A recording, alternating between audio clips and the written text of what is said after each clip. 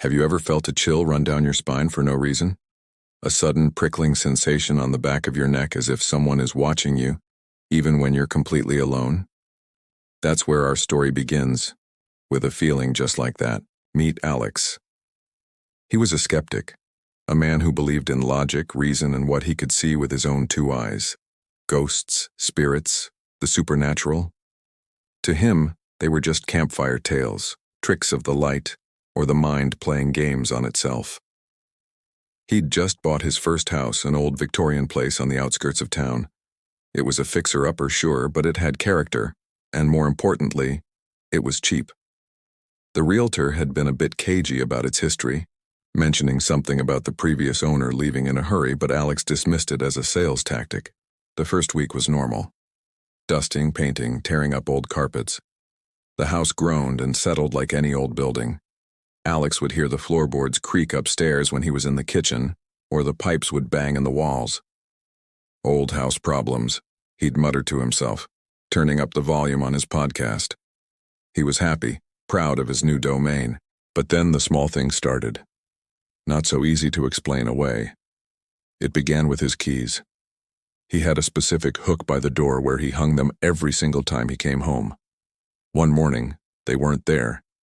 He searched everywhere, getting more and more frustrated only to find them sitting perfectly in the center of the dining room table, a room he hadn't even entered since the previous night.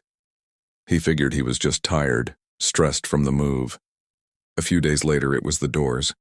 He'd close the bedroom door firmly at night, but wake up in the morning to find it wide open, letting a sliver of hallway darkness into the room. The first time, he thought he hadn't shut it properly. The second time, he was sure he had. The third time, he got up, closed it, and wedged a heavy book against it. When he woke up, the door was open again, and the book was neatly placed on his nightstand. That's when the first real seed of fear began to sprout. It wasn't just a draft, something had moved the book. The noises changed too. They weren't just the random creaks and groans of an old house anymore. They became more distinct. A soft whisper, like the tail end of a sentence, just as he was drifting off to sleep. He'd snap awake, heart pounding, straining his ears in the silence, but there was never anything there. He started hearing faint footsteps in the attic directly above his bedroom. Not the scampering of a squirrel, but the slow, deliberate tread of a person pacing back and forth, back and forth. One night the pacing was particularly loud. Fed up and a little emboldened by a desire to prove his own sanity, Alex grabbed a heavy flashlight and pulled down the attic ladder. "Hello?" he called out, his voice trembling slightly. "Is anyone up there?" The pacing stopped. Silence. He climbed the ladder, his flashlight beam cutting through the thick, dusty air. The attic was empty, filled with nothing but old boxes and forgotten furniture draped in white sheets, like a graveyard of memories. But in the thick layer of dust on the floor there was a clear path, a single line of footprints, leading from one end of the attic to the other, and then stopping, right in the middle. They were bare feet, smaller than his own, and there was no second set of tracks leading back to the ladder or to any hiding spot. They just stopped. His skepticism was crumbling, replaced by a cold, creeping dread. He started doing some research online, digging into the history of the house, the town archives. And that's when he found it. An old newspaper article from 50 years ago. A family had lived in the house, the Millers. They had a young daughter named Lily.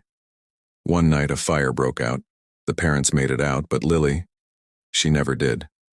They found her in her room, but the cause of the fire was never determined. The article mentioned that the parents reported strange occurrences before the fire, whispers and moving objects.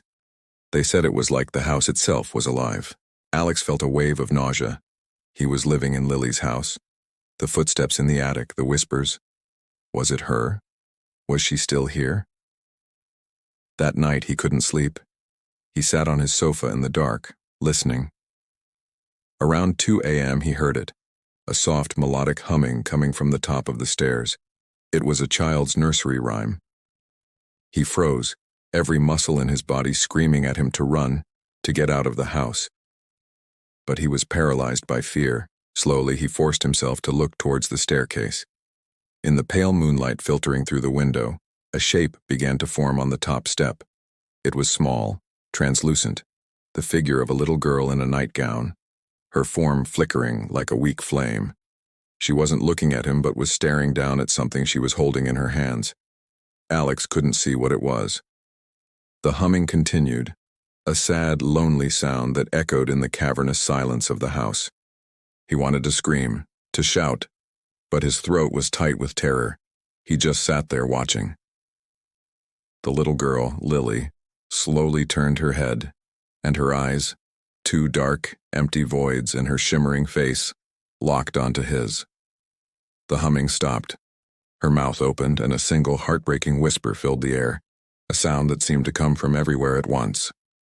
"Play with me." Suddenly, every light in the house flickered violently and then went out, plunging him into absolute darkness. The smoke alarm, silent for years, began to shriek, a deafening, piercing wail. He could smell it then, a faint, acrid scent, the smell of smoke. Panic finally broke through his paralysis.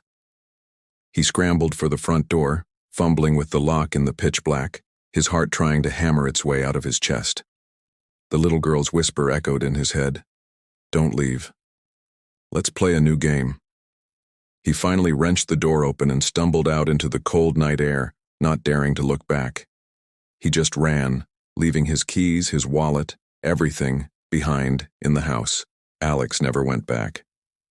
He sold the house at a massive loss to a development company, never telling them the real reason he was so desperate to get rid of it.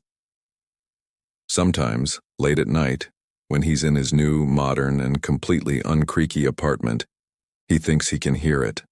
A faint humming, a child's nursery rhyme on the edge of his hearing. He tells himself it's just his imagination, a memory burned into his mind. But then he'll feel it. A sudden prickling sensation on the back of his neck. The feeling of being watched. And he knows deep down that some games never truly end.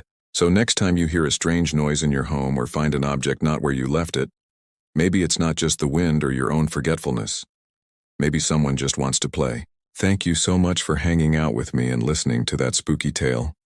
If you enjoyed it and want to hear more stories that will make you think twice about turning off the lights, make sure to hit that like button and subscribe to the channel. Don't forget to ring the notification bell so you never miss a new nightmare. Until next time, stay safe and sweet dreams.